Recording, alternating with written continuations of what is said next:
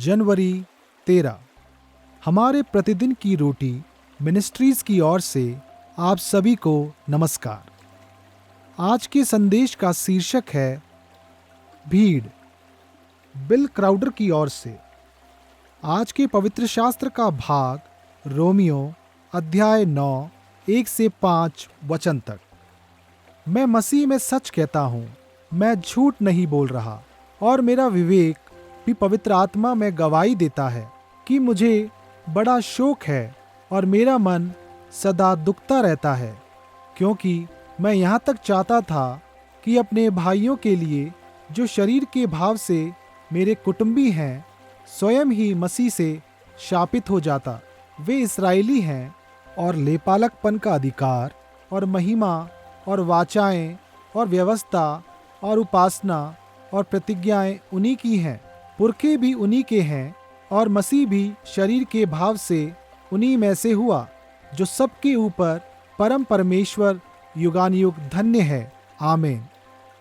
मुख्य वचन रोमियो अध्याय 9 वचन 3। क्योंकि मैं यहाँ तक चाहता था कि अपने भाइयों के लिए जो शरीर के भाव से मेरे कुटुंबी हैं, स्वयं ही मसीह से शापित हो जाता। दार्शनिक और लेखक हन्ना एरेंडेंट ने कहा, पुरुषों को सबसे शक्तिशाली सम्राटों का विरोध करने और उनके सामने झुकने से इनकार करने के लिए पाया गया है। उसने आगे कहा, लेकिन वास्तव में भीड़ का विरोध करने के लिए गुमराह जनता के सामने अकेले खड़े होने के लिए हथियारों के बिना उनके कठोर निर्दयी आवेश का सामना करने के लिए कुछ ही पाए गए हैं। एक यहूदी के रूप में एरेंडेंट ने इस सीधी खबर को अपने देश जर्मनी में देखा। समूह द्वारा अस्वीकार किए जाने के बारे में कुछ भयानक बात होती है।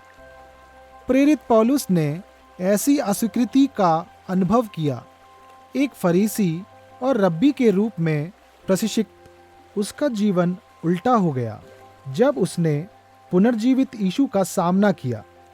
पौलुस उन लोगों को सताने के लिए दमिश्क की यात्रा कर रहा था जो मसीह में विश्वास करते थे।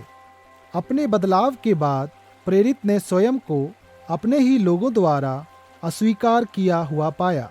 उसके पत्र, जिसे हम दूसरा कुरिन्थियों के रूप में जानते हैं, पौलुस ने उन कुछ परेशानियों की समीक्षा की जिनका उसने उनके हाथों सामना किया। उनमें से मारपीट और कैद था। इस तरह की अस्वीकृति का क्रोध या कटुता के साथ जवाब देने के बजाय पौलुस ने चाहा कि वह भी यीशु को जाने। उन्होंने लिखा, मुझे बड़ा शोक है और मेरा मन सदा दुखता रहता है, क्योंकि मैं यहाँ तक चाहता था कि अपने भाइयों के लिए जो शरीर के भाव से मेरे कुटुंबी हैं, स्वयं ही मसीह से शापित हो जाता। जैसे परमेश्वर ने अपने परिवार में हमारा स्वागत किया है, वैसे ही वह हमें अपने विरोधियों को भी अपने साथ संबंध बनाने के लिए आमंत्रित करने में सक्षम करे। जरा सोचें, जब आपने बहिष्करण का अनुभव किया तो आपने कैसी प्रतिक्रिया दी? अस्वीकृति को क्या इतना कठिन बनाता है? आए हम प्रार्थना करें।